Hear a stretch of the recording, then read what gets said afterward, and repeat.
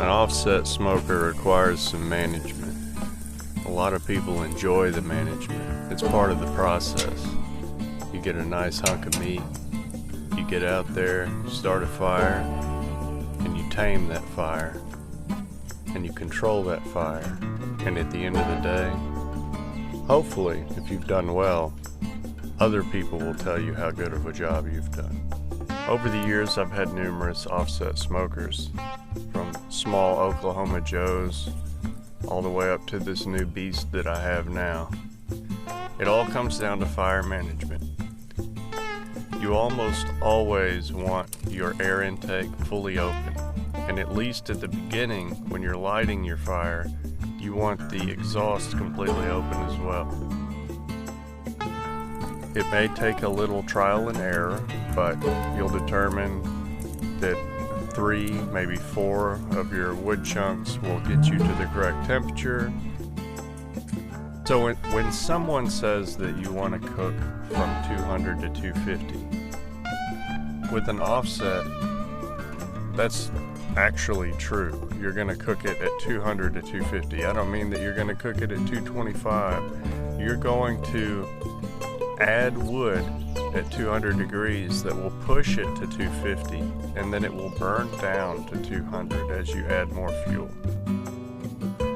Whenever you get to a large smoker where you have a lot of fuel to try and heat a lot of area and a lot of metal mass, that's when you'll want to choke, but only choke the exhaust. I still leave my air intake fully open. I'll get the fire raging where I want it, and then I'll choke the exhaust, maybe a third. You want an open flame. People will tell you to look for blue smoke or you'll get, an acrid taste. I think it's one of those things. So long as you're not just completely choking it the whole time, you're gonna be fine. If you don't like smoked things or things that are too smoky, maybe do it for less time and go to the oven. I know you're expecting some crazy secret. That's really all there is to it, is fire management. My suggestion would be to, when you get your smoker, and by this point you've already got it, it's already seasoned, but make some time to go out and cook nothing. I know it sounds silly, but make a plan. Say, I'm going to light 3 logs and I'm going to see where the temperature gets me. That's going to be good reference for later. Then you can know that 3 gets you where you need to be, and then you can keep adding 1 every 30 minutes or something like that. Build you a system.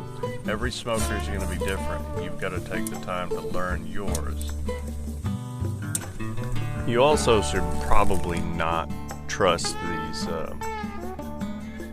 temperature gauges that come in the tops of these. I know you can replace them, but the hot air rises. It's always hotter at the top of the chamber than it is at the grate level where you're actually cooking your meat. I just have a little wired probe that I put in here on the grate, and that allows me to monitor the temperature, and I can kind of move that probe around depending on what I'm cooking.